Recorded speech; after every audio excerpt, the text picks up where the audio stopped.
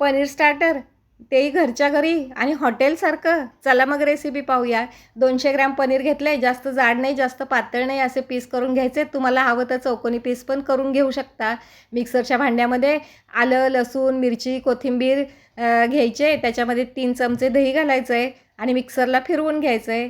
मिक्सरला असं छान त्याची पेस्ट करून झाली की मग ती प्लेटमध्ये काढून घ्यायची आहे. त्याच्यामध्ये मिरपूड घालायचं आहे, कॉर्नफ्लॉवर घालायचं आहे, मीठ घालायचं आहे आणि चांगलं मिक्स करून घ्यायचं आहे.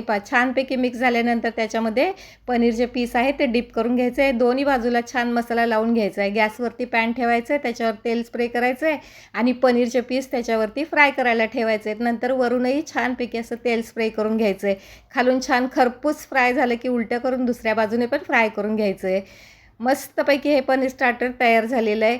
हॉटेलचं पनीर स्टार्टरसुद्धा याच्यापुढे फिक्कं पडेल, इतकी भारी चव आहे आणि करायला बघितलं तर तुम्ही किती सोपं आहे. एकदा तुम्ही नक्की करून बघा. कशी वाटली रेसिपी? मस्त आहे ना?